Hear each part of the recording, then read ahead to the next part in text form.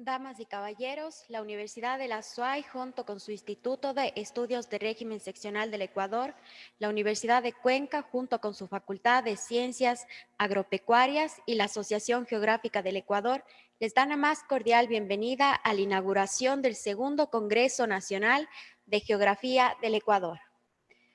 Queremos agradecer y saludar la presencia de Francisco Salgado Arteaga, rector de la Universidad de la SUAY, Marta Cobos Cali, vicerrectora académica de la Universidad de la SUAY, Jacinto Guillén García, vicerrector de investigaciones, María Fernanda López, representante de la Asociación de Geógrafos del Ecuador y subdirectora académica de Flaxo Ecuador, Omar Delgado, director del IERCE y organizador del Congreso por parte de la Universidad de la SUAY, Daniela Bayari, Carla Hermida y Alexandra Carrera, organizadoras del Congreso por parte de la Universidad de la SUAY, Daniel Orellana, Lucía Lupercio y Gabriela Neira, organizadores del evento por parte de la Universidad de Cuenca, Andrea Carrión, organizadora del evento por parte de la Asociación de Geógrafos del Ecuador. Hacemos extensivo este saludo a las autoridades, profesores, estudiantes y personal administrativo de la Universidad de la SUAY y de la Universidad de Cuenca, a los miembros de la Asociación de Geógrafos del Ecuador, a nuestros conferencistas nacionales e internacionales y a todos los participantes. Las ciencias geográficas se han visto impactadas por un sinnúmero de cambios e innovaciones. El desarrollo de nuevas tecnologías de obtención de datos geográficos, nuevos métodos de análisis, altas capacidades computacionales y de visualización, pero ante todo por un creciente interés de investigadores y profesionales de las más diversas disciplinas en los aspectos geográficos y espaciales de sus dominios de conocimiento. Es así que la geografía ha rebasado sus propias fronteras, creando sinergias con otras ciencias y saberes, interactuando con ellas para generar nuevas ramas de conocimiento interdisciplinario y borrando a su vez los límites tradicionales entre disciplinas e incluso entre diferentes aproximaciones epistemológicas. Hoy en día es ya difícil encontrar un área del saber en la que la teoría, métodos y herramientas de la geografía no estén siendo aplicadas. Más aún, la emergencia y fortalecimiento de nuevas miradas, como lo son la geografía crítica, la neogeografía o la geomática, plantean la necesidad de hablar no de geografía, sino de geografías, como un reconocimiento a la pluralidad de aproximaciones y saberes de un área de conocimiento integradora, diversa y en constante evolución. En este contexto, la Asociación Geográfica del Ecuador, la Universidad de la SUAY y la Universidad de Cuenca convocaron al segundo Congreso Nacional de Geografía, con el tema central Geografías Interdisciplinarias. Este evento, que hoy nos convoca en la ciudad de Cuenca, integra a investigadores, profesionales y estudiantes de diferentes áreas del conocimiento para un intercambio académico de experiencias en la investigación, la práctica, la enseñanza-aprendizaje y la aplicación de los conceptos, métodos y herramientas de la geografía. Para dar inicio nos acompaña Francisco Salgado Arteaga, rector de la Universidad de la SUAY.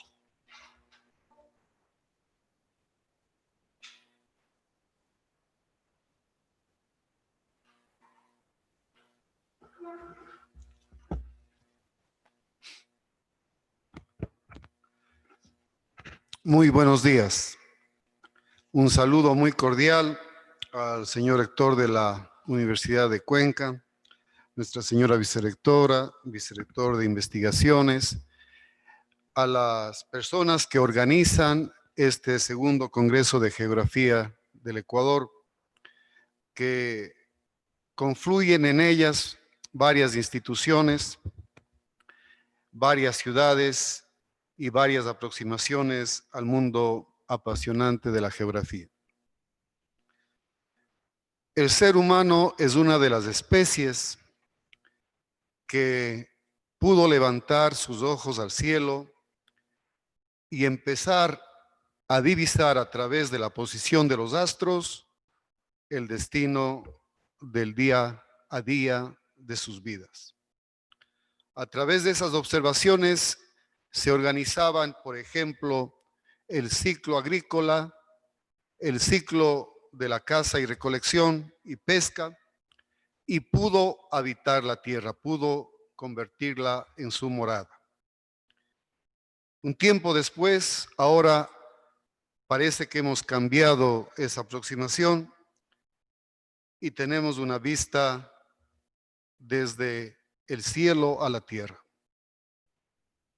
Esto significa que pasamos de una comprensión del cosmos desde la tierra a una concepción del cosmos desde el universo. Y esto es muy importante porque en efecto esto ha transformado plenamente nuestras condiciones de habitar la tierra, de ser nuestra morada.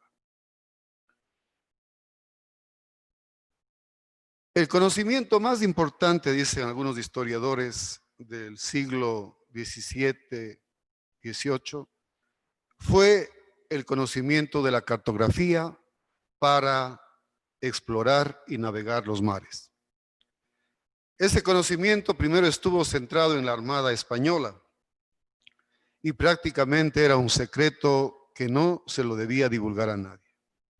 Cuando ese conocimiento pasó a los geógrafos de Holanda, de Ámsterdam, de los Países Bajos,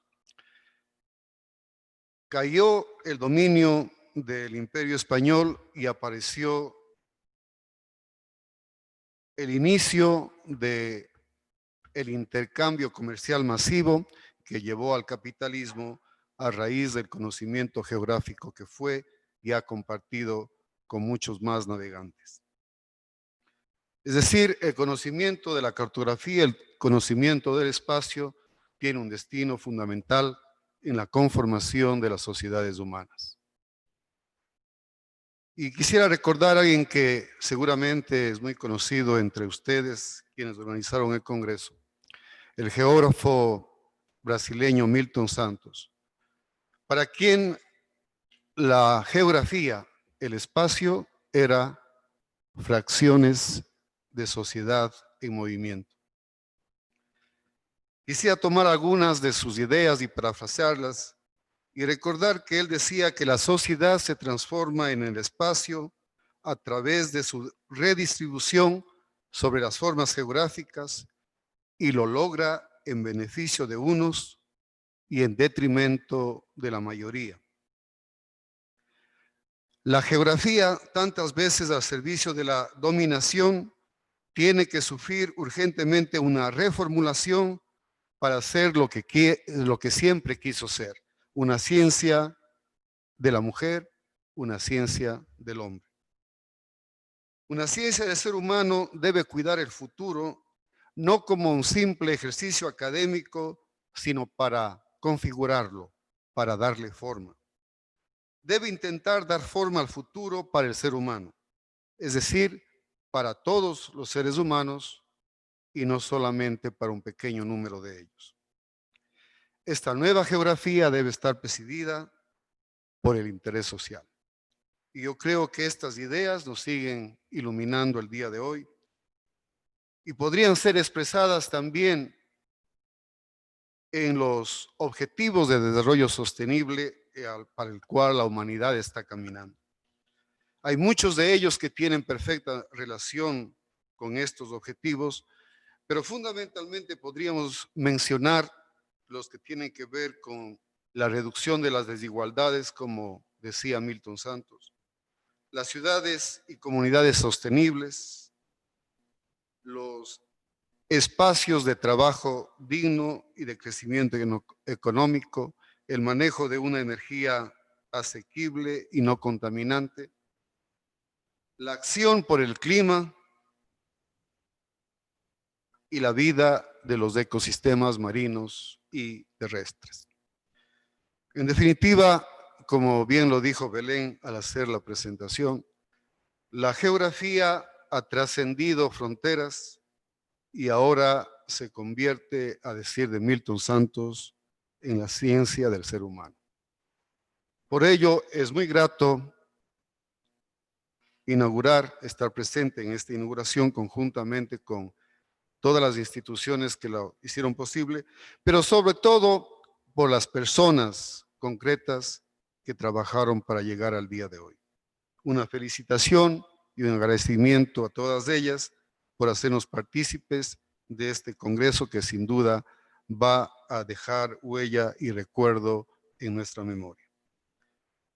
Agradecemos también y les damos la bienvenida a todos quienes participarán en el congreso, tanto como ponentes como participantes, y deseamos que en efecto esta visión que permite que seamos más incluyentes, sobre todo pensando en los que más lo necesitan, pueda desde la geografía contribuir a ese objetivo fundamental de la época contemporánea.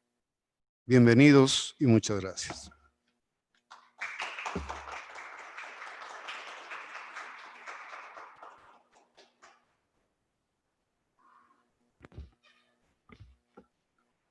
Continuamos con la intervención de María Fernanda López, representante de la Asociación de Geógrafos del Ecuador y subdirectora académica de Flaxo Ecuador.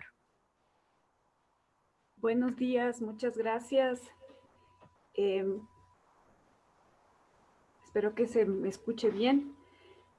Estimado doctor Pablo Venegas, rector de la Universidad de Cuenca, doctor Francisco Salgado, rector de la Universidad de la SUAY, doctora Marta Cobos, vicerrectora académica de la Universidad de la SUAY, ingeniero Jacinto Guillén, vicerrector de investigación de la Universidad de la SUAY, colegas de ambas universidades, estimados y estimadas asistentes a este segundo Congreso Nacional de Geografía del Ecuador, a todos buenos días. A nombre de la Asociación Geográfica del Ecuador y en mi función de presidenta hasta el siguiente año, quiero agradecer en primera instancia a la Universidad de la SUAY y a la Universidad de Cuenca por todo el esfuerzo realizado para acoger este segundo Congreso Nacional de Geografía. La intención de realizarlo en la ciudad de Cuenca, en la forma que hasta marzo de este año se consideraba la forma normal, con charlas presenciales, intercambios en auditorios, cursos precongresos, salidas de campo, tuvo que suspenderse en medio de esta pandemia mundial que modificó de manera radical la forma de conducir nuestra vida doméstica, laboral y académica. En medio de esta inédita situación, los organizadores, movidos por un extraordinario grupo de colegas, Omar, Daniel, Carla, Daniela, Gaby y muchas otras personas de las dos universidades, lograron adecuar la realización de este congreso a esta modalidad virtual con una gran respuesta de más de 70 contribuciones para debatir y dialogar alrededor de las geografías interdisciplinarias como se propuso el nombre para este congreso. El poner en el centro de discusión a la geografía en el escenario de la educación superior ahora en el Ecuador presenta un doble reto. Por un lado, la geografía como ciencia que invita a la interdisciplinaridad puede coadyuvar a la interlocución entre perspectivas de abordaje de la realidad social, natural o de la dimensión subjetiva o política de la construcción y producción de espacios. Eso lo vamos a revisar en estos días del evento. A la geografía le interesan las interacciones y por eso su vocación es la mirada desde las varias disciplinas. Es así que los 6 ejes temáticos que organizan las exposiciones de este congreso abordan justamente esas dimensiones de la geografía. En estos 3 días abrirá el debate a los temas ambientales, de las ciudades, de las áreas naturales y rurales, a la aplicación de la geografía en la gestión y planificación del territorio o la gestión de la biodiversidad. A través de nuestros conferencistas magistrales revisaremos temas centrales de la geografía como la aplicación del SIG, del análisis espacial de las ciencias sociales con Manuel, la difusión y territorialización de las políticas públicas en el marco de la adaptación urbana al cambio climático con Andrea, y la reflexión sobre la diversidad y construcción a través de la información geográfica con Celine el día viernes. Por otro lado, el segundo reto de este congreso es mantener vivos los debates geográficos en el contexto del riesgo todavía latente de que la geografía como carrera universitaria pueda perderse en la educación superior del país. En efecto, en un contexto como que se vive ahora dentro de una virtualidad todavía en emergencia, que no se puede sostener de manera adecuada en todas las universidades, con presupuestos notablemente reducidos para las universidades públicas, con una reducción de ingresos en las universidades privadas, por una general incertidumbre económica y sanitaria en todos los ámbitos de nuestra vida, son las carreras de disciplinas aparentemente menos demandadas aquellas que más riesgo tienen de no poder sostenerse. Que una carrera no tenga una alta demanda no significa que no sea importante. ¿Qué sería del desarrollo de la humanidad sin la filosofía, por ejemplo?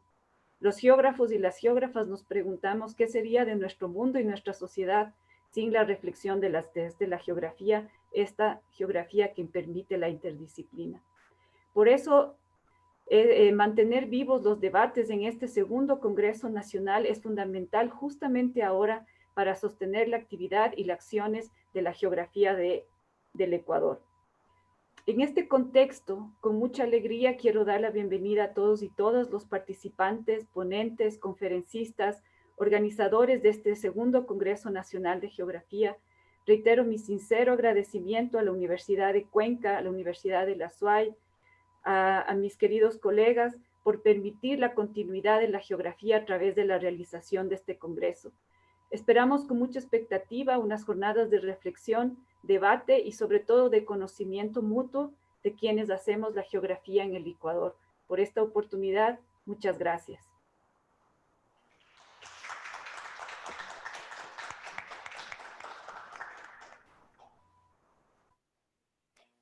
En este momento me permito dar la palabra a Pablo Vanegas Peralta, rector de la Universidad de Cuenca. Buenos días con todos los presentes. Quisiera enviar un muy cordial saludo al señor rector de la Universidad de la SUAY, un estimado amigo, al doctor Francisco Salgado, y también a las personas que gentilmente pues, nos acompañan en la mesa directiva, a todas las personas, a todos los asistentes, a los profesores, a los investigadores que participarán y asistirán a este segundo Congreso Nacional de Geografía del Ecuador, organizado pues con el auspicio de las dos universidades de Cuenca, la Universidad de la SUAY y la Universidad de Cuenca. La verdad es que sin duda es fascinante pues el mundo de la geografía. Le escuchaba a la doctora María López y creo que es uno de los elementos que seguimos, en los cuales necesitamos fortalecernos desde la investigación y por supuesto también desde los estudios, ¿no? En los actuales momentos que vivimos un proceso de pandemia a nivel mundial, nos hemos dado cuenta que el análisis geográfico es extremadamente importante porque permite que nosotros determinemos, en este caso, cómo se podría dispersar, ¿no es cierto?, los contagios por el virus, por el COVID-19. Ejemplos como este están presentes en nuestra vida en todos los momentos. Algunas personas opinan que absolutamente todos los elementos que nos rodean tienen algún componente geográfico, y eso quizá es cierto. Pero uno de los grandes retos que también tiene la geografía es, más allá de estudiar, ¿no es cierto?, los objetos, las acciones con cierta condición geográfica, es también quizá estudiar las relaciones espaciales y también las interacciones espaciales. Y eso hemos mirado con especial atención en estos últimos meses de pandemia, donde las relaciones espaciales son extremadamente importantes para determinar la dispersión del virus. Pero también la interacción es importante porque, de hecho, unos eventos que se producen en una ubicación espacial pueden tener un efecto en otra ubicación espacial y, de hecho, estos efectos también necesitan estudiarse, colocando nuevamente como ejemplo el caso de la dispersión del virus que tenemos actualmente. Pero como esto, hay muchísimas aplicaciones en donde interviene la geografía, intervienen las localizaciones espaciales, las relaciones espaciales, la interacción espacial, ¿no? Y por lo tanto es importante que estos temas se debatan, se conozcan, se investiguen, se estudien. Pero también, como bien se menciona en el contenido del Congreso, es importante que de hecho miremos la relación de la geografía con otras áreas, se ha mencionado ya, ¿no? Y de hecho áreas como salud, como las ciencias sociales, las ciencias naturales, necesitan también de la geografía y por esa razón es importante que este Congreso no solamente permita difundir y discutir sobre los últimos avances, sino también colocar, ¿no es cierto?, en el tapete, en la mesa de discusión, la relevancia que tiene la formación de geógrafos, ¿no? Y en las universidades del Ecuador. Me parece que en Ecuador muy poca es la formación en geografía en sí mismo, quizá en la docencia, en temas de geografía, pero la formación de geógrafos todavía es bastante limitada. Por esa razón es que es importante que, si bien, como se decía antes, a lo mejor no se necesita una formación de muchas personas, de muchos profesionales en esta área, pero eso no significa que no deje de ser importante. Quiero rescatar esas palabras de la intervención anterior, con lo cual estoy absolutamente de acuerdo. Quizá en los actuales momentos la tecnología también se presta, contribuye para que la geografía tenga nuevos desarrollos y justamente permita que la geografía se vincule con otras ciencias.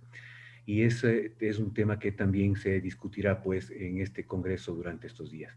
Simplemente quiero felicitar a los organizadores de este congreso. Quiero agradecer, la verdad, por considerar a las universidades de Cuenca y de hecho también renovarles el compromiso de contribuir con este tipo de eventos que, más allá de la difusión del conocimiento, de la dispersión del conocimiento, que es una obligación absoluta del profesor universitario, también permite colocar énfasis en la importancia que tiene la formación de geógrafos en este caso, o de personas formadas en geografía. Muchísimas gracias a todos ustedes por esta oportunidad y también a nombre de la universidad quiero agradecerles por considerarnos para ser parte de la organización de este evento. Muchísimas gracias y buenos días.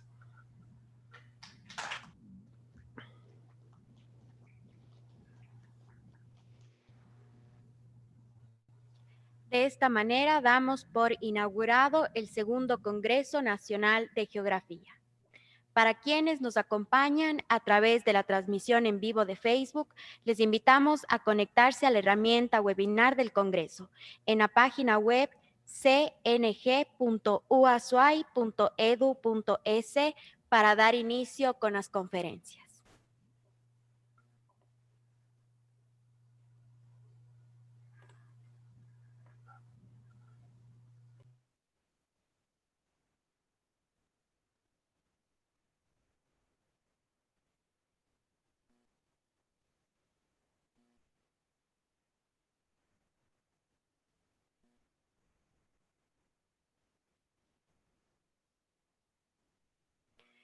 Para dar inicio al Congreso, me permito presentar a nuestro primer conferencista magistral, Manuel Fuenzalida Díaz. Les recordamos que durante la conferencia pueden plantear sus preguntas y comentarios por medio de la herramienta Preguntas y Respuestas de esta plataforma. Manuel Fuenzalida Díaz es PhD en Territorio, Medio Ambiente y Sociedad por la Universidad Autónoma de Madrid, España. Diploma de Estudios Avanzados en Geografía Humana por la Universidad Autónoma de Madrid.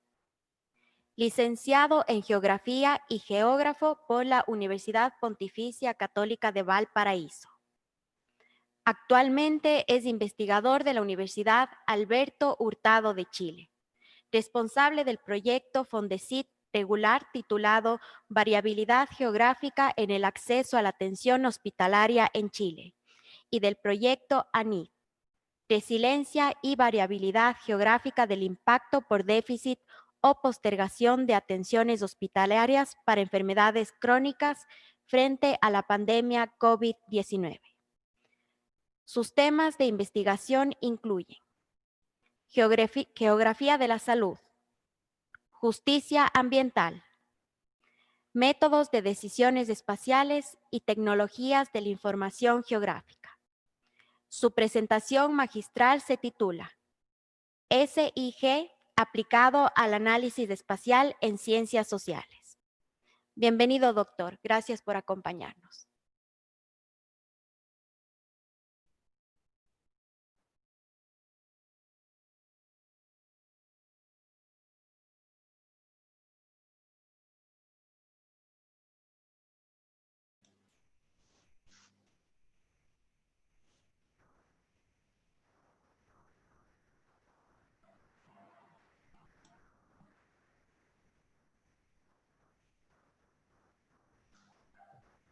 Buenos días a todas, a todos los presentes al segundo Congreso Nacional de Geografía del Ecuador. En especial, mi agradecimiento y reconocimiento al comité organizador, que está compuesto por la Universidad de la SUAY, la Universidad de Cuenca y la Asociación Geográfica del Ecuador. También un especial saludo, ¿cierto?, a Omar Delgado, director del IERCE de la Universidad de la SUAY, que fue quien me invitó a participar de este evento. Y si bien originalmente esta situación iba a estar en un marco presencial, evidentemente la pandemia nos ha golpeado fuerte, ¿cierto?, como planeta, y por lo tanto nos ha dado esta posibilidad de estar, ¿cierto?, concretando esta conversación de forma presencial, pero igual estoy agradecido de la oportunidad de participar con ustedes.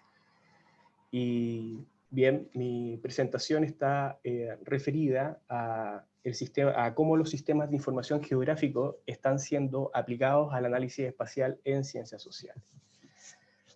En particular, el interés de trabajar con la información asociada al manejo de información territorial en un contexto de ciencias sociales es para dejar bastante en claro que esta disciplina, la geografía y el uso de las tecnometodologías, ha posibilitado el trabajo correcto de lo que es un análisis espacial robusto, potente y sin lugar a dudas, para nosotros, aquellos que estamos interesados en esta materia, ha dado la posibilidad de reconocer en qué lugares se dan ciertos fenómenos del espacio.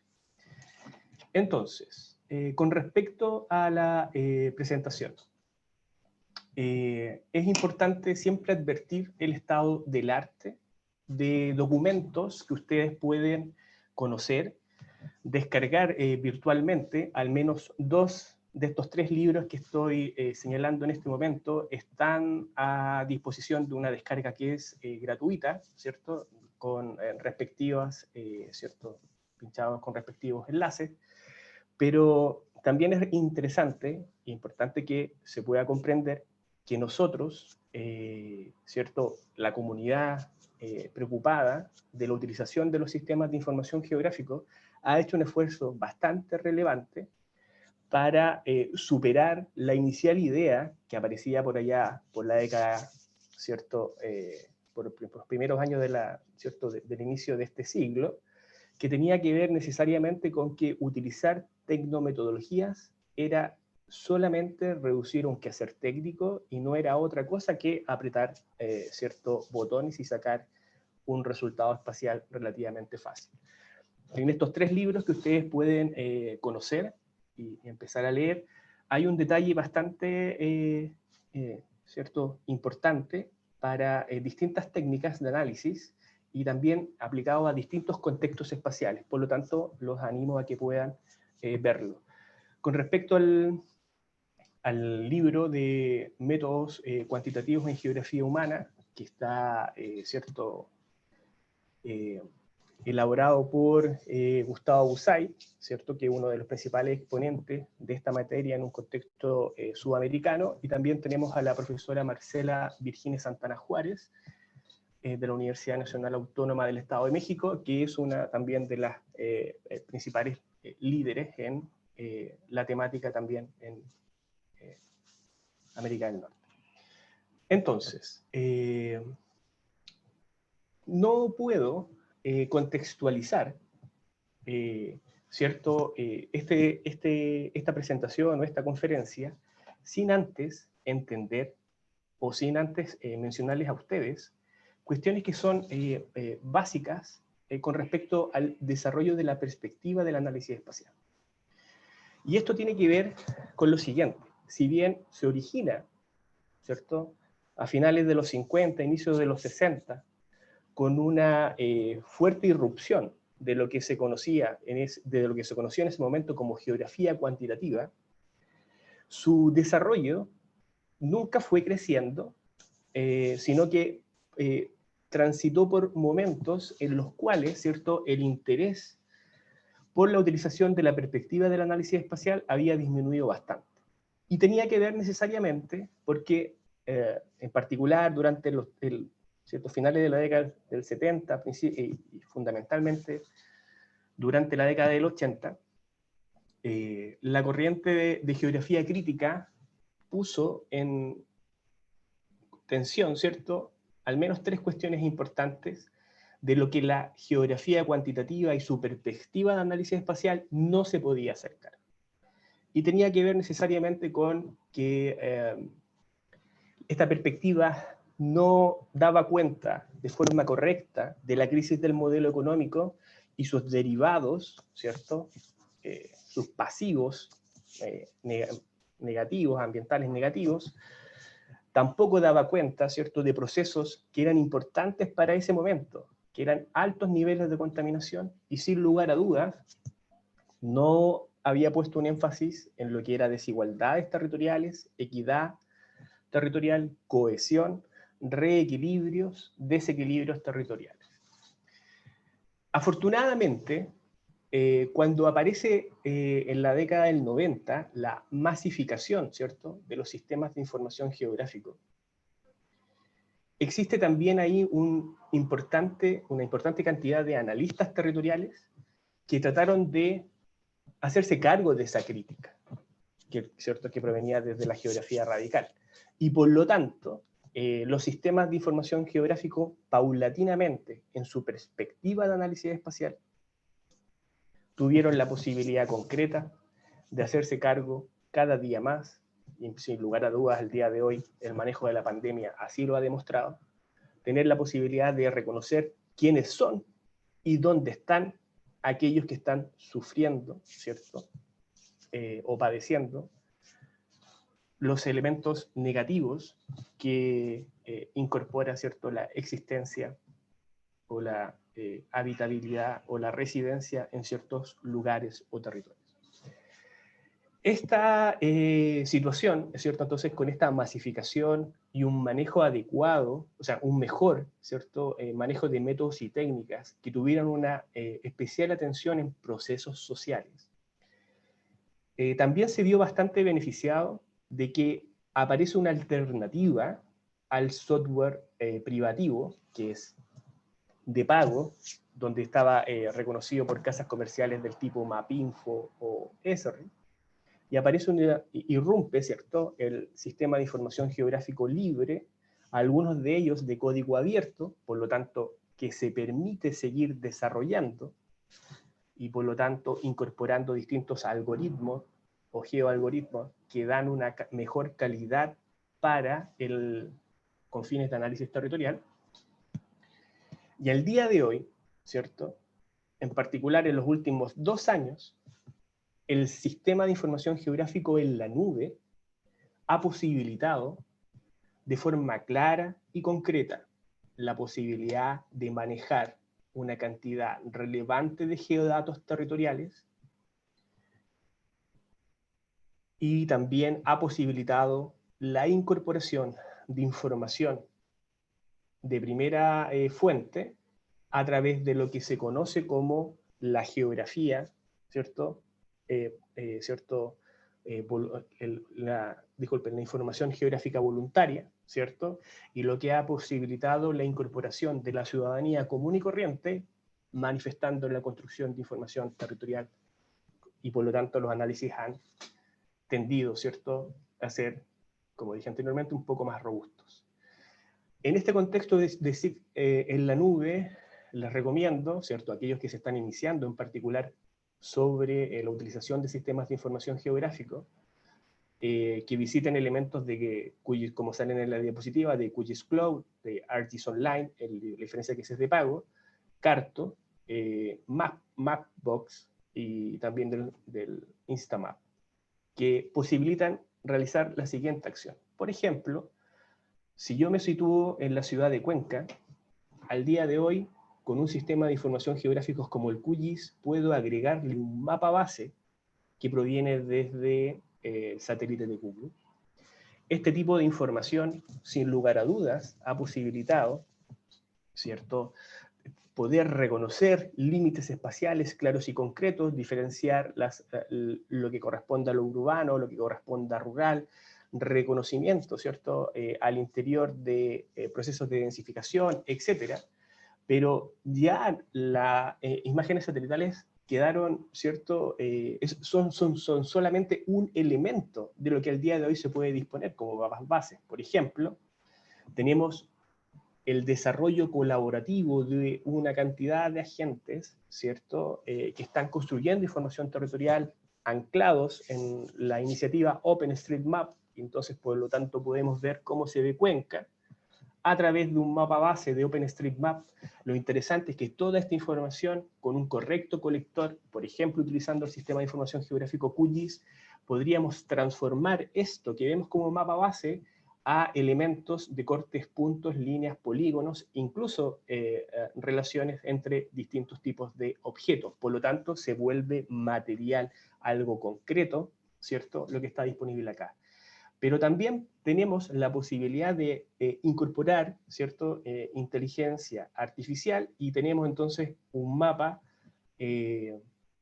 ¿cierto?, base, que en este caso lo que ustedes están viendo es Cuenca, pero visto a través de lo que es Google Maps en particular, ¿cierto?, con la confección de esta información a partir de lo que son los distintos teléfonos inteligentes. Y por lo tanto toda esa información se va almacenando, ¿cierto?, en esta nube, y esa nube procesa estos datos territoriales. Pero también podemos ver a Cuenca cómo se ve a través de Google Roads, o el rutero, y por lo tanto podemos reconocer nombres de calles, ejes de calles, direccionalidad de las calles, y por lo tanto entonces tener al día de hoy la posibilidad de estar trabajando con contextos en donde no solamente el espacio sea importante, sino que también la relación del tiempo. Y al día de hoy, espacio y tiempo definitivamente son elementos, ¿cierto?, a disposición de cualquier analista territorial, analista espacial, en particular que quiera tener ciertos intereses en sistemas de información geográfico aplicados a contextos de ciencias sociales. Pero no nos quedamos solamente acá. Por ejemplo, tenemos la iniciativa STAMEN, que nos posibilita para la ciudad de Cuenca modelar cuál es su relieve, modelar cuál es su estructura ¿cierto?, de altura. Podemos modelar elementos relacionados con distribución territorial de objetos geográficos físicos y humanos, ¿cierto?, haciendo esa diferenciación. Pero también podemos, por ejemplo, a aquellos que les interesa el mundo de la arquitectura, STAMEN nos permite disponer de un mapa base al día de hoy, que tiene el STAMEN Toner, que se le denomina, que permite de forma clara y concreta espacializar, ¿cierto?, elementos en un contexto de diseño que son bastante interesantes. Por ejemplo, haciendo un zoom, en particular para aquellos que les gusta el mundo de la arquitectura y del urbanismo, podríamos empezar a localizar fenómenos geográficos a partir de un contexto territorial, y lo más relevante es que cuando uno va haciendo zoom relativo a estos contextos, la información se actualiza y cada vez podemos encontrar un detalle que se pueden comparar perfectamente con cartografías que están a una base de al menos 1 a 5.000. Y por ejemplo, también STAMEN ha desarrollado como último elemento una situación que se llama watercolor, que permite, ¿cierto?, contextualizar arte en estos contextos de análisis territorial o espacial. Y definitivamente entonces para nosotros, como ustedes pueden ver, yo lo que les acabo de relatar solamente se puede utilizar a partir de la consolidación de lo que son los sistemas de información geográficos en la nube. En mi opinión personal, si yo estuviera conversando con ustedes en el año 2015, es decir, menos de 5 años, para mí esto definitivamente habría sido ciencia ficción. Me parece sorprendente lo positivo que ha evolucionado, lo rápido que ha evolucionado, y entonces al día de hoy tenemos mejores condiciones para incorporar el análisis de la información territorial o los contextos de geodatos, ¿ya?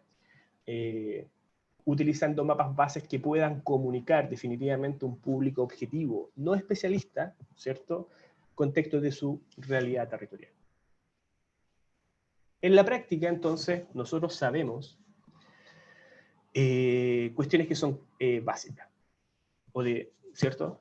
Que para poder tener claridad del uso de información geográfica en contexto de sistema de información geográfico, necesito reconocer si mi componente geométrico es un raster o es un vectorial, y también necesito reconocer cómo se compone la matriz de datos geográfica, en otras palabras, cómo está compuesto en el sentido de las columnas, ¿cierto? Que serían las variables, y en el sentido de las filas, que serían los lugares o los territorios.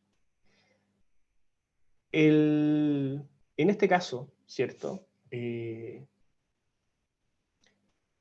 archivo que ha dominado los últimos 15 años de la utilización, ¿cierto? de geodatos en un contexto de sistema de información geográfico, ha sido el archivo denominado shapefile. Y definitivamente, dentro de este shapefile, hay que entender que es una composición de 3 archivos distintos. Uno que es el que lleva por extensión .shp, que es el que almacena la entidad geométrica de los objetos, y ahí yo tengo la posibilidad de tener puntos, líneas o polígonos de forma aislada. Tengo la posibilidad de reconocer el archivo .dbf, que es la tabla dbase, que aquí me permite almacenar valores de tipo entero, decimal, de tipo fecha, de tipo cadena de caracteres o una cadena de texto, de tipo, ¿cierto? Enteros que sean, ¿cierto? Pequeños o grandes, esa es como la gran diferencia. Y definitivamente tenemos un tercer componente, que es uno de extensión .shx, que es el que definitivamente vincula al interior de un sistema de información geográfico qué elemento de mi archivo DBF se puede vincular con mi objeto espacial respectivo.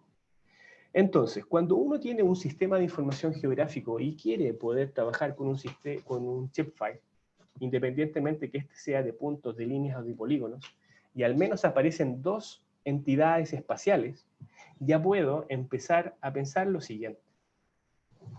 Puedo empezar a trabajar, ¿cierto?, con el análisis espacial, y por lo tanto tengo que tener absoluta claridad de cuáles son los conceptos geográficos fundamentales que operan a partir de la localización de 2 o más objetos espaciales en un vectorial, en un contexto ¿cierto? De un territorio determinado.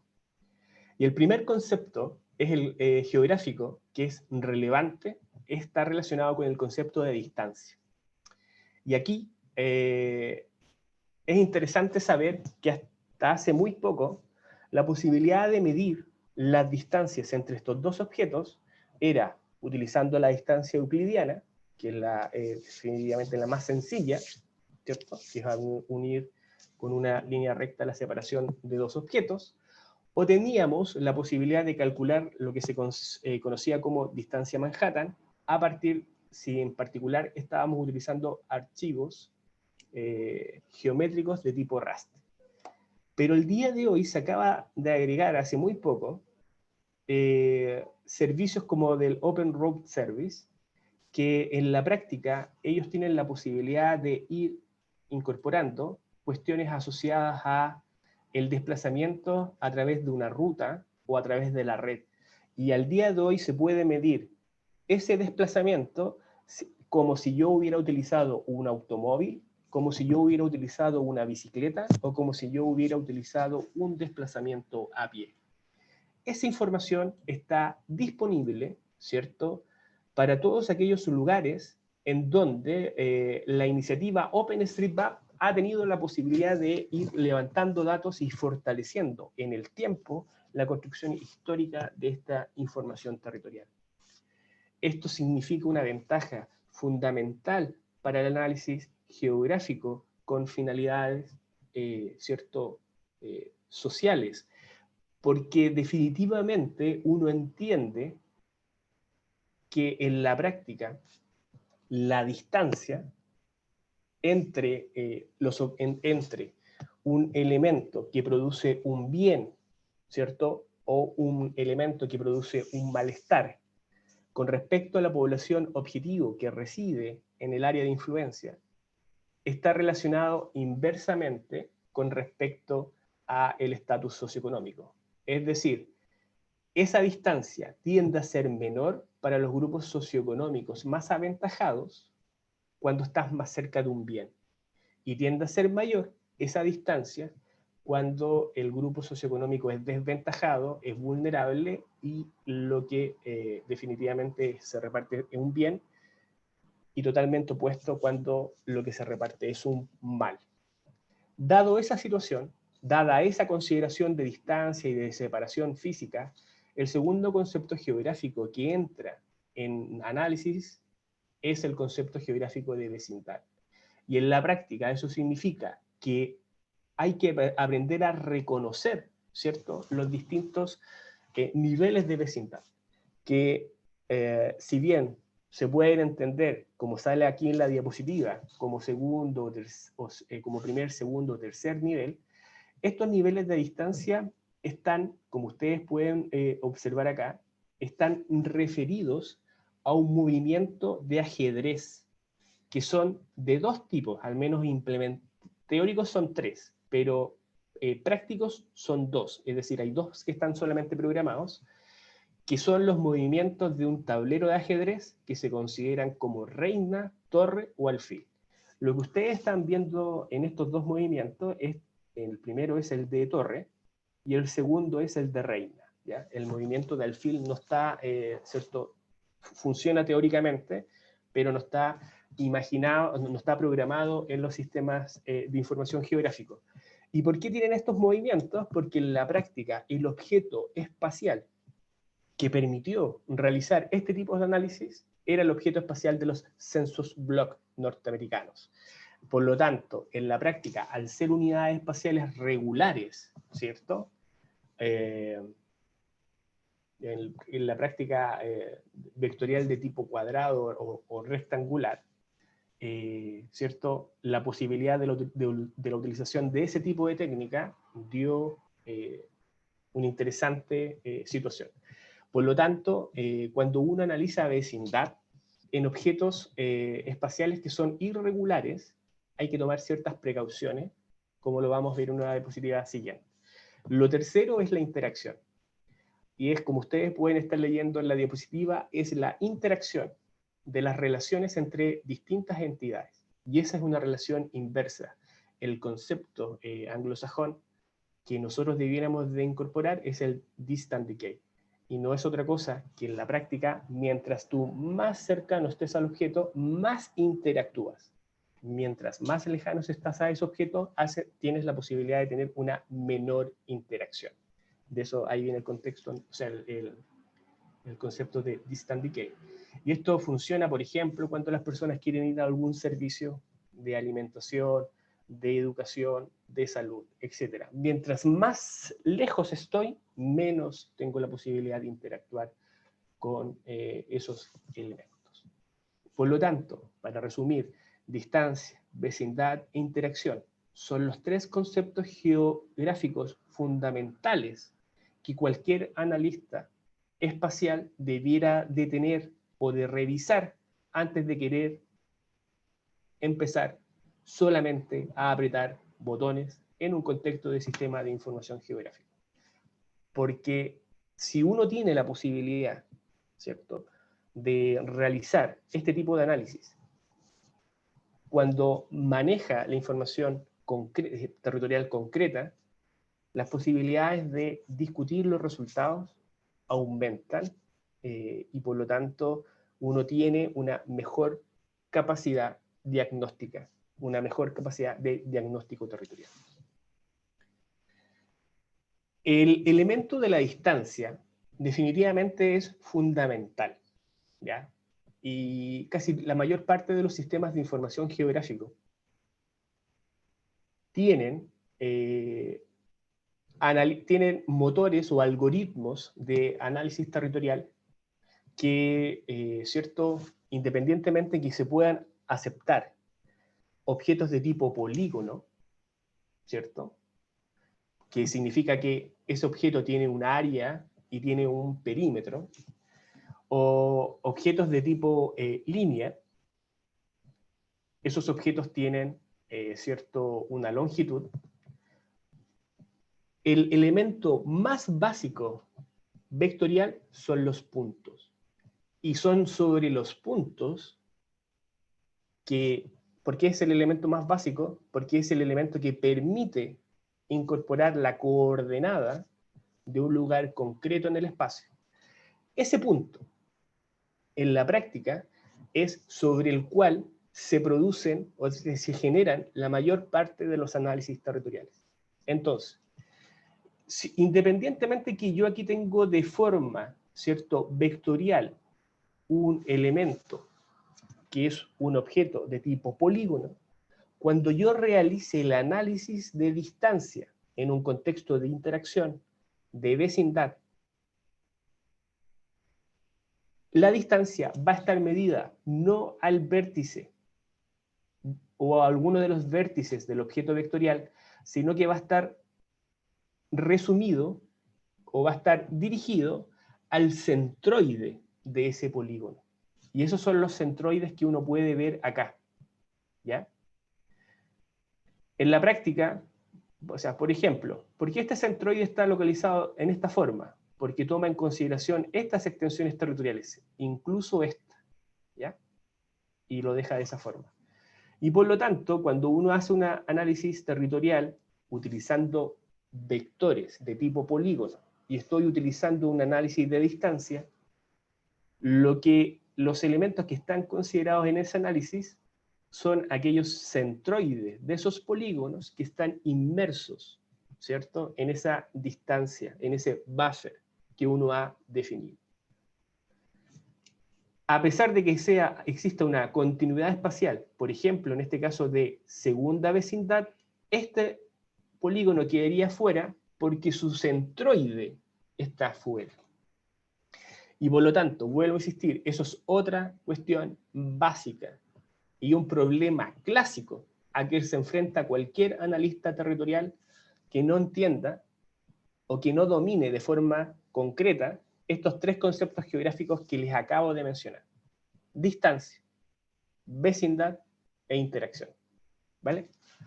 Por ejemplo, también ahora les voy a mostrar, ¿cierto?, el desarrollo de un resultado concreto de la utilización de un indicador que es altamente ¿cierto?, utilizado en los estudios de segregación espacial, que se llama índice de disimilaridad. Si ustedes están viendo y observando la diapositiva, tenemos la misma cantidad de puntos blancos, la misma distribución territorial de puntos blancos y de puntos negros para el elemento A1, A2, C1, C2, B1 y B2. Es exactamente la misma distribución espacial. No obstante, si yo utilizo una unidad contenedora de información distinta, el resultado de ese índice de disimilaridad también cambia, a pesar de que sea el mismo patrón territorial de localización.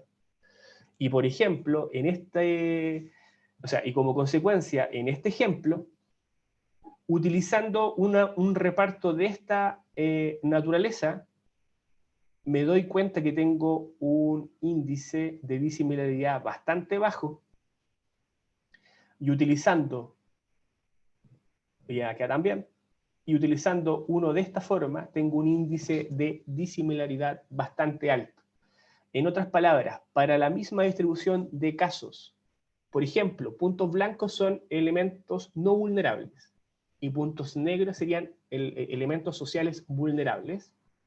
Si me equivoco en la estrategia de la construcción de la unidad contenedora de información, puedo estar llegando a una conclusión tan opuesta como decir que no hay desigualdad o no hay segregación, en este caso del ejemplo B1, o poder decir que tenemos una extrema desigualdad, una extrema segregación, que es en el caso del elemento C1. Ese problema es el problema de la unidad espacial modificable. Sin lugar a dudas, también hay que tomarlo en consideración, siempre en los análisis territoriales.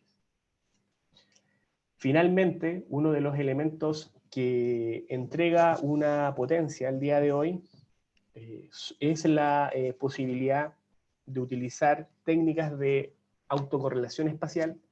En otras palabras, reconocer qué tan rápido o qué tan continuo se difumina en el espacio territorial un efecto que está siendo medido o está siendo analizado, y yo tengo la posibilidad de tener como resultado de esa técnica situaciones que me refieran a un continuo espacial alto-alto, bajo-bajo, bajo-alto o alto-bajo. Y, por ejemplo, lo que plantea Garroch y Campos en ese artículo científico de papeles de población, en la práctica sería un fenómeno, o sea, la utilización de este tipo de técnicas sería muy bueno para intentar medir indicadores de segregación territorial en contextos de análisis sociales. Bueno, aquí yo les voy a ir rápidamente, ¿cierto?, avanzando. Tenemos el concepto de distancia, tenemos el concepto de vecindad y tenemos el concepto de interacción, una distribución de sujetos en el espacio, ¿ya? En la práctica, al día de hoy, hay una masividad por la utilización de mapas de calor, ¿cierto?, que es un resultado de un kernel, en donde me informa en colores más oscuros, rojo, donde el fenómeno geográfico tiene una mayor concentración, y en colores verdes, o de otro, ¿cierto?, donde está menos concentrado el objeto.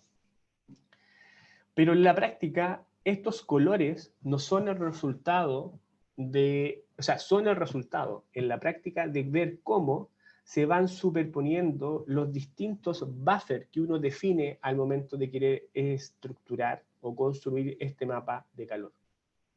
Y como por ejemplo podemos ver acá, aquí hay una concentración importante de puntos y una concentración bastante importante de las circunferencias de las áreas de influencia de cada uno de esos puntos, y eso hace en la práctica que tengamos cercano a este sector un valle de información. ¿Por qué? Porque fundamentalmente estos colores rojos al programa, al algoritmo, le indican que en ese momento en particular, en ese lugar en particular, la medición del fenómeno geográfico que yo estoy intentando medir a partir de una distancia llega a 0. Entonces aquí tenemos una sumatoria de ceros que en la práctica hacen, ¿cierto?, que tengamos un valle importante de carencia de color o de ausencia del fenómeno, aún cuando la distancia entre el punto, ¿cierto?, o la concentración de los puntos sea bastante más cercana que en otros lugares del territorio. Y por lo tanto, entonces, en vez de apretar un botón, ¿ya?, y pasar de este elemento hacia este elemento, yo siempre les voy a recomendar que hagan un traspaso a la construcción geométrica del análisis territorial, que como les dije, si están trabajando polígonos, esa construcción geométrica está basada en el centroide de ese polígono, para ver e interpretar estas realidades territoriales, y de esta forma tener un análisis más adecuado y no tener errores. Por ejemplo, también cuando uno va superponiendo distintos polígonos, distintas áreas, también puede entender que los procesos de interpolación espacial, ¿ya?, son fundamentales en el territorio, pero los procesos de interpolación espacial no pueden ir más allá de la distribución geométrica de mis puntos. Es decir, si yo quisiera intentar realizar una interpolación espacial del conjunto de estos puntos, el sistema en la práctica, ¿cierto?, toma en consideración el primer punto, el punto en el extremo superior de las coordenadas y el punto en el extremo inferior de esas coordenadas, y proyecta, ¿cierto?, su desplazamiento. Y sobre esa proyección yo tengo aquí la posibilidad de reconocer el espacio interpolar, y todo lo que esté afuera de estos límites geométricos va a ser el resultado de extrapolación.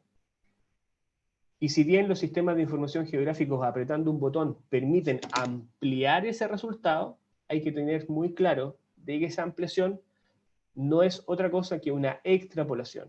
Y cuando uno tiene una extrapolación, desgraciadamente no puede tener una unidad de medida del error.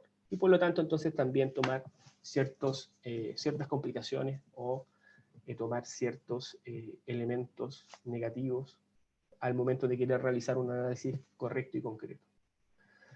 En la práctica, al día de hoy, sin detenerme necesariamente en cada una de estas técnicas, la caja de herramientas del analista espacial, utilizando sistemas de información geográfico con fines de análisis territorial en ciencias sociales, debiera al menos de manejar las siguientes técnicas: saber construir tasas para comparar magnitudes entre variables, saber estandarizar variables para poder comparar variables que integren un análisis multicriterio, saber utilizar el gráfico de coordenadas paralelas, que me permite comparar muchas variables y ver la relación entre ellas, construcción de clasificaciones ascendentes jerárquicas para construir tipologías espaciales, la utilización del índice de entropía para evaluar distancias que nos separan de un espacio ideal. Se utiliza mucho en lo que es justicia ambiental, porque entiende que hay un reparto teórico de los bienes y de los males, y compara cómo esos grupos se reparten en la realidad, ¿cierto?, esos bienes y esos males.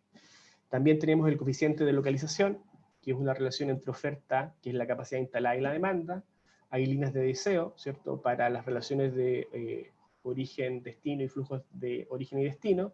Y tenemos el concepto de fricción de distancia, que nos permite evaluar tiempos de trayecto y accesibilidad. También tenemos la posibilidad de construir cuadrantes, densidades de kernel, polígonos de Thyssen, la utilización de una técnica de interpolación que se llama peso inverso por la distancia, otro proceso de interpolación que es un Kriging, que esto es geoestadística. Tenemos la técnica de autorrelación espacial, la regresión geográfica ponderada, los métodos de evaluación multicriterio y los modelos de localización y asignación. Todos estos son un poco más complejos, pero definitivamente entregan bondades infinitas del uso de los sistemas de información geográfico en contextos de análisis socioespacial. Y no puedo tener esta conferencia sin mostrar en la práctica la utilidad, ¿cierto?, de la geografía, ¿cierto?, en este contexto pandémico que nos afecta al día de hoy. Por ejemplo, aquellos que les preocupaba los modelos de dispersión de las enfermedades emergentes, tenían súper claro lo que iba a pasar si alguna de estas enfermedades, ¿cierto?, emergentes, llegaba, ¿cierto?, y afectaba a la población. Esta imagen, que curiosamente, ¿cierto?, no es una imagen que aparece en un paper científico, sino que es una imagen que se obtiene de New York Times, por allá por el año 2012, en la sección de Ciencia y Tecnología, apuntaba a que la principal preocupación, el principal riesgo de la enfermedad emergente estaban en aquellos territorios en donde se conjugaban tres variables. Y la primera de esas variables era la variable de la densidad de la población. La segunda era la proximidad a entornos ambientales de vida salvaje, y la tercera variable era el tipo de clima que existía en ese momento. O sea, si ustedes, ¿cierto?, pueden precisar definitivamente ¿cierto?, la vista sobre esta imagen, en el Ecuador, definitivamente Quito y Guayaquil son los territorios que ustedes han tenido bastante castigado en términos de contexto de pandemia, pero cualquier modelo decía que esos eran los territorios que definitivamente se iban a enfermar o que iban a padecer de una mayor forma la dispersión de una enfermedad emergente. En el caso de mi país, Chile, evidentemente el modelo lo arrojó en Santiago, y a mí que me ha tocado estar colaborando con el Ministerio de Salud en el contexto del manejo de información territorial para la pandemia, les puedo decir que nuestra gran ola, ¿cierto?, la vivimos justamente en el área metropolitana de Santiago, en la región metropolitana. En otros territorios ha existido la enfermedad, pero donde aparece de forma más importante era lo que ya predecía en el año 2012 este modelo, que era un modelo que estuvo comunicado en la prensa. ¿Se fijan? Entonces, son elementos a tomar en consideración, y por lo tanto, dado que los procesos de difusión de la enfermedad en el espacio son tan relevantes, hay que volver a tener en consideración variables de esta naturaleza. Por ejemplo, el día de hoy, bueno, nosotros con la información oficial que aparece en la OMS, podemos darnos cuenta que esta es una pandemia que nos impactó de forma relevante. Nosotros ya tenemos más de 40 millones de casos al 20 de octubre, y sin lugar a dudas ya superamos por largo el millón de muertos, que es una cifra definitivamente importante, y a la cual hay que prestarle atención, porque la información nos indica que mientras no existe una vacuna, vamos a tener complicaciones para sucesivas olas, que en este momento en Europa al menos ya está instalada la segunda. En la práctica, también desde el mundo de la salud, se vino desarrollando una teoría de determinantes sociales de la salud durante los últimos 15 años, bien robusta, y establecía que el estado de salud de las personas era el resultado de un conjunto de determinantes estructurales de desigualdad en la salud y un conjunto de determinantes intermedios. Aquí la geografía es relevante, porque es un eje de la desigualdad, ¿verdad? En la práctica, territorio, etnia, edad, género y clase social se conjugan en un territorio. Y esas asimetrías de poder, esas asimetrías de trato o de acceso, definitivamente determinaban estructuralmente que una persona tuviera más o menos posibilidades de salir, o sea, de estar enfermo en un contexto de desigualdad en salud. También hay que tomar en consideración cuestiones asociadas a condiciones de empleo y trabajo, trabajo doméstico, ingresos, la vivienda y su vulnerabilidad, el entorno residencial. Es decir, en esta teoría de las determinantes sociales de la salud hay mucha geografía y es muy relevante. Es una teoría que lleva 15 años desarrollada, ¿cierto? Aplicado en distintos estudios sistemáticos, en contextos de países desarrollados, en contextos de países subdesarrollados, y sin lugar a dudas ha dejado bastantes lecciones que han posibilitado enfrentar de buena forma, ¿cierto? En algunos contextos, la posibilidad de mejorar el estado de la salud de las personas. En la práctica nosotros hemos incorporado un índice de vulnerabilidad al COVID a partir de 3 dimensiones: una dimensión de población en riesgo, una dimensión de control de condiciones crónicas y una dimensión socioeconómica. Se le fueron dando distintos pesos a estas variables y proporcionalmente importaban más o menos alguna de ellas. Sin detenerme mucho en el detalle de cada una de estas, en la dimensión de población en riesgo hubo una separación entre que la densidad o la población total era relevante, pero también había que prestar atención a las poblaciones de riesgo que había decretado la literatura por allá por marzo, que eran las poblaciones de sobre 60 años. Y la parte de la dimensión socioeconómica, la pobreza y las condiciones de hacinamiento también era importante. Nosotros incorporamos la dependencia económica porque determina lo siguiente: si un territorio tiene una mayor dependencia económica, eso significa que esa persona está obligada a buscar ciertos recursos económicos para las personas que dependen, y por lo tanto las posibilidades de garantía de estas cuarentenas, que era la primera estrategia que se dio, iban a ser menores en contextos de índice de dependencia alto. Y las estructuras de dimensiones socioeconómicas, control de condiciones crónicas, que eran enfermedades EPOC o respiratorias al sistema cardiovascular, tener bajo peso y sobrepeso también era importante. Ahora, el día de hoy, con la evidencia que se ha intentado colectar, está asociado a altos azúcares en la sangre, y también nosotros habíamos establecido la recomendación de que se nos había dado de utilizar obesos sobrepeso iban a tener mayores dificultades de ser intubados con un respirador artificial, si es que lo que llegaran a necesitar. En la práctica, esta técnica se utilizó la estandarización de la variable, que me dio la posibilidad que nos dio la posibilidad de tener valores estandarizados, con un 0 que se interpretaba como muy baja vulnerabilidad y un 1 que se interpretaba como muy alta vulnerabilidad. Y entonces aquí tenemos el reparto de esos elementos asociados a el territorio nacional. Y entonces para nosotros es bastante relevante entender lo siguiente.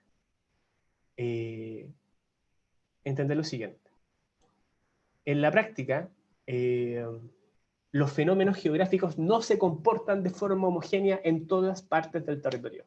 Dependiendo de la variable, hay un cambio en esa distribución de ese fenómeno geográfico. Y entonces es aquí en donde la geografía obtiene un valor relevante, porque nos tenemos que hacernos cargo de esas diferencias territoriales en lo local. Y eso abre la puerta de forma importante a la geografía, porque son los territorios los que se comportan de forma heterogénea, y no hay una conducción directa entre todas aquellas situaciones sino que dependiendo de la variable que uno tiene, el fenómeno se comporta de una forma adecuada o no adecuada, donde se concentran o desconcentran los fenómenos, ¿cierto?, de vulnerabilidad o de no vulnerabilidad. Por lo tanto, aquí hay un papel de la geografía que es interesante. Y no se resuelve necesariamente con la utilización de un modelo, con una ecuación que es suficientemente robusta y compleja, porque cuando vayamos a los resultados de ese modelo, nos vamos a dar cuenta que las diferencias de la población y las diferencias de sus desigualdades estructurales o intermedios pesan bastante. Y entonces, para continuar, ¿cierto? Aquí entonces se comportan las enfermedades anteriores de población. Estas son las de las condiciones de población en control, y tenemos las condiciones socioeconómicas. Como ustedes pueden observar, se comportan no de forma estructural. Tenemos entonces la posibilidad de haber utilizado una ecuación, haber llegado a un índice de vulnerabilidad, ¿cierto? Como ustedes pueden estar leyendo aquí a partir de las distintas variables, entendiendo que tenemos un valor 0 de muy baja vulnerabilidad, un valor 1 de muy alta vulnerabilidad, y si uno hace ciertos zoom, nos damos cuenta que los territorios tienen impactos negativos o positivos, dadas sus variables estructurales. Y en el caso del Gran Santiago, ahora, esta fue una propuesta que nosotros hicimos por allá por marzo, cuando 20 y el 30 de marzo. Y nos hemos dado cuenta que al día de hoy los resultados, ¿cierto?, que han arrojado, tanto para la morbilidad como la mortalidad de COVID, tienen estos territorios que tienen mayor cantidad de vulnerabilidad, es decir, los que están sobre un 0,61, tienen la posibilidad de haber concentrado un mayor daño, tanto para la morbilidad como para la mortalidad. Este es el caso del área metropolitana de Concepción, que es una de las grandes áreas ¿cierto?, metropolitanas que están al sur de nuestro país. Por ejemplo, acá nosotros tenemos el resultado de cómo se va moviendo la gente y cómo trata de no moverse dependiendo de los contextos. Aquí está medida desde el 25 de mayo al 3 de julio, a partir de la inteligencia que va levantando Google y los teléfonos inteligentes, y nos podemos dar cuenta otra vez que el resultado en el territorio local difiere, no es homogéneo. A veces se mueven, a veces no se mueven, y depende de la variable que uno está midiendo, es el comportamiento. Para ir continuando, les voy a mostrar un ejemplo concreto de la utilización de los sistemas de información geográficos con fines de análisis socioespacial anclado a lo que es esta pandemia. Utilizamos un informe epidemiológico para trabajar con variables de morbilidad, mortalidad. Hay algunas variables que son socioeconómicas relevantes para la concentración de la enfermedad, como puede ser la pobreza, que en nuestro caso se llama tramo 40, porque son los 4 primeros deciles de ingreso medidos en nuestro país, y el hacinamiento crítico de la población. Y también teníamos entonces la población sobre 60 años o más, divididos entre 60 y 79 o 80 y más. El periodo de análisis nosotros lo trabajamos en agosto, porque nos permitía darnos cuenta y entender el fenómeno una vez que ya pasamos el pic de los casos. Al día de hoy, si nosotros tuviéramos el gráfico extendido hasta el mes de noviembre, nos podríamos dar cuenta que estamos en una especie de meseta en torno entre los 1.000 y 1.800 casos diarios de COVID-19. En la práctica, entonces, nos damos cuenta, en este caso en concreto, cómo se reparte la enfermedad de las tasas acumuladas de la enfermedad, cómo se reparte la población en un tramo 40, por lo tanto los 4 primeros deciles de ingreso, cómo se reparte la población con hacinamiento crítico y dónde está la población mayor a 60 años. Y nos damos cuenta, en la práctica, estos son es el método de clasificación de intervalo desviación estándar. Por lo tanto, entonces, toma en consideración el promedio, ¿cierto? La varianza, y por lo tanto, con esto estoy viendo la variabilidad de mis datos. Y la mayor variabilidad son los colores, ¿cierto? Son aquellas unidades espaciales de color salmón oscuro, ¿cierto? O naranja oscuro, y las de variabilidad menor serían las de azul claro, ¿cierto? O azul oscuro. Y nos damos cuenta entonces que la condición de la tasa de acumulado tendría que ver algo o no con la población pobre, ¿cierto? Con el hacinamiento crítico o con la población de desviación estándar. Para el caso de los fallecidos, tenemos una situación en donde hay mayor fallecido en estos sectores de acá, pero no se condice ni con la desviación estándar, ni con el hacinamiento, y con la población, ¿cierto?, sobre los 70 años. Por lo tanto, utilizamos una técnica, que era la que yo les mencioné recién, la técnica del gráfico de coordenadas paralelas, en donde en un contexto del sistema de información geográfico me permite disponer en el mismo territorio el comportamiento de todas las variables. Y en este caso en particular, el gráfico de coordenadas paralelas utiliza el valor mínimo y el valor máximo. Y tengo la posibilidad de ir uniendo cómo ese valor en un territorio en particular se va conectando o no con el valor que tiene ese mismo territorio, o la posición que tiene ese mismo territorio, en cierto, otra variable. Esto es lo básico que ustedes debieran de utilizar antes de querer apretar un botón y tener como resultado un análisis clúster. Por ejemplo, hay que saber si las variables tienden a agruparse o no en el territorio. Porque si la finalidad de un analista territorial en geografía es que el modelo me dé sobre 7 en R, es una finalidad, ¿cierto?, bastante miope. Uno tiene que ver cómo se van comportando todas las variables, si hay algunas que están asociadas o no, porque a pesar de que el modelo sea bajo en términos de relaciones directas, puede ser que a través de la técnica de regresión geográfica ponderada podemos saber en qué parte del territorio se dan las principales ¿cierto?, afinidades, y por lo tanto entonces uno tiene a su disposición una calidad muy relevante de información territorial, en donde la geografía es fundamental. En este caso, yo he seleccionado el conjunto de aquellas tasas acumuladas de casos, que tienen aquellos territorios que tienen una mayor tasa, y nos podemos dar cuenta que son territorios que tienen mayor pobreza y también territorios que tienen mayor hacinamiento crítico. Y puedo reconocer cuáles son esos territorios. Esa es una ventaja fundamental de la utilización de este tipo de técnicas con finalidades de análisis social. En el segundo ejemplo, tengo la posibilidad de ver cómo se comporta la tasa acumulada en relación a la pobreza y en relación al hacinamiento, pero con los valores negativos. Y nos damos cuenta que, al parecer, esto está concentrado en un lugar en donde tengo baja tasa acumulada, ¿cierto?, de morbilidad para COVID-19, y son coincidentemente territorios que tienen bajos cantidad de hogares en los 4 primeros deciles de ingreso, y también tenemos territorios que también son los más bajos en términos del hacinamiento crítico, ¿ya? Bueno, la práctica, ¿cierto? Este se conoce como el cono, en la área metropolitana de Santiago se conoce como el cono oriente, y es donde están ubicadas las mayores ventajas, la élite de la población. Acá estoy realizando el análisis para el fallecimiento total, la tasa de fallecidos totales. Nos damos cuenta que hay mayores tasas de fallecimiento cuando tengo concentración de población pobre y de población de hacinamiento crítico, y tengo esta distribución territorial.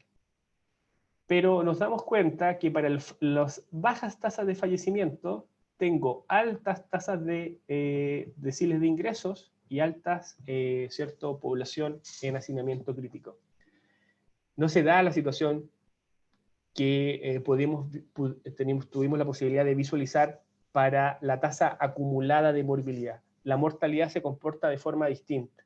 Y entonces aquí es donde toma en valor la variable edad, ¿ya? Y nos damos cuenta que es altamente probable de que estos territorios que están seleccionados en esta estructura de datos, o en esta distribución de datos, sean territorios que tienen población más joven, ¿ya? Y por lo tanto hacen definitivamente que las variables de pobreza y las variables de hacinamiento crítico no sean relevantes al momento del desarrollo de la respuesta de la enfermedad, que tenga un resultado de muerte.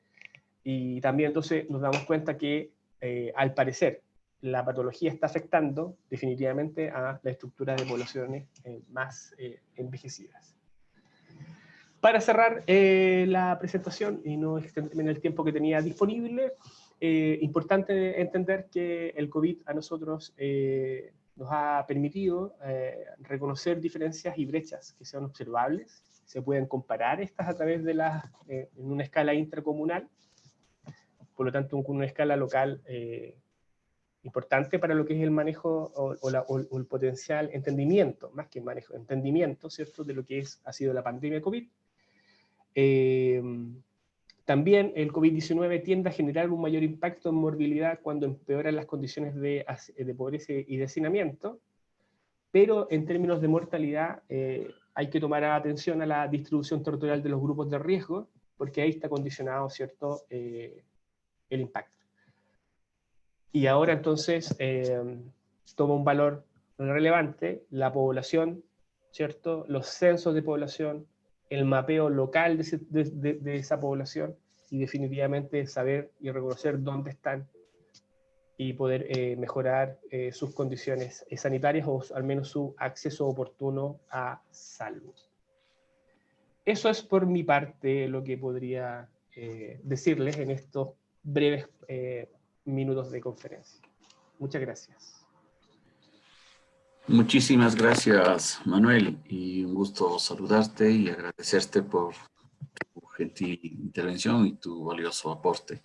En realidad ha sido una explicación muy clara que nos has puesto en evidencia efectivamente la cantidad de herramientas que tenemos actualmente para cualquier parte del mundo, explicando desde la ciudad de Cuenca, luego contextualizando esa historia de cómo ha ido evolucionando los sistemas de información geográfica y claro, todos esos conceptos prácticamente cristalizados en el caso práctico de lo que estás ayudando en el Ministerio de Salud en Chile y que quisiéramos tener una explicación así de nuestra situación en particular en el país.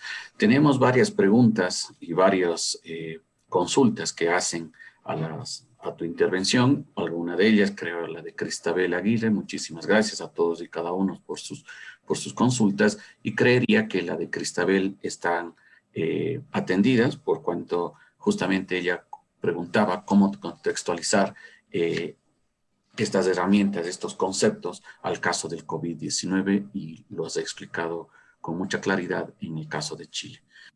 Para no extendernos y con los tiempos para poder ajustarnos, pediríamos al profesor Manuel Fuenzalida que si es tan gentil de poder atender las preguntas para dar justamente contestación a las inquietudes que han tenido nuestros participantes. Hay prácticamente unas 5 importantes preguntas y le invitaríamos al profesor Manuel a poder contestar de esta forma, podríamos atender. Realmente felicitar el trabajo, Manuel, es sumamente valioso, ha sido una exposición muy clara y prácticamente hemos podido conocer a través de estos conceptos la aplicación práctica de cómo se está llevando en Santiago de Chile. Bien, Manuel, tus últimas palabras, si te quisiéramos pedir para, sobre todo, reiterarte el agradecimiento por tu valiosa participación, tu contribución y compartir esas experiencias que efectivamente robustecen, sobre todo en Chile y sobre todo a lo que es Santiago, pues con todos esos análisis que has hecho, en realidad creo que están con una información sumamente valiosa que les permitirá seguir tomando decisiones. Quedan muchos espacios para poder dialogar y quisiéramos sobre todo reiterarte este agradecimiento y te pediríamos unas últimas palabras para poder cerrar esta intervención muy valiosa, Manuel, pero lastimosamente por temas de tiempo y de organización, pues estamos al límite y no quisiéramos salirnos del tema, pero reiteraste nuestro agradecimiento y felicitaciones por la exposición. Muchas gracias, Omar. Bueno, evidentemente en la presentación estaba mi correo electrónico, cualquiera, si tiene alguna pregunta técnica que pueda yo intentar responder, les agradecería que me mandaran un correo electrónico y yo dentro de mis tiempos poder responderles, así que eso no es ningún problema. Te agradezco a ti la invitación, espero que tengan un encuentro importante, están en un momento definitivamente relevante del contexto, muy gratificante saber de que está el segundo Congreso Nacional de Geografía del Ecuador, y esperemos que tengan después un tercero, un cuarto, etcétera, porque en la práctica, si ustedes tienen la capacidad de generar una masa crítica de analistas territoriales, definitivamente los procesos se pueden abordar de mejor forma, y la utilidad de esta herramienta ha sido demostrada con creces, y de la disciplina, más que de la herramienta. La disciplina de geografía ha ayudado mucho, y por lo tanto, entonces, hay que seguir consolidando los espacios académicos y eso. Bueno, con respecto a aparece un mensaje, mi correo electrónico es mfuensal@uahurtado.cl. Me mandan ahí un mensaje y podemos estar intercambiando opinión. Muy agradecido de la invitación, Omar. Y eso, éxito en el Congreso, y me parece muy bien que hayan tenido la posibilidad de juntarse la Universidad de la SUAY, la Universidad de Cuenca y la Asociación Geográfica del Ecuador con la finalidad de construir este magnífico evento. Muchas gracias. Muchísimas gracias, profesor Fuenzalida, y seguiremos en comunicación para efectivamente fortalecer estos lazos y sobre todo seguir compartiendo experiencias. Muchísimas gracias, Manuel, y estaremos pronto en comunicación. Muy gentil. Muy amable. Muy amable. Bien, continuamos.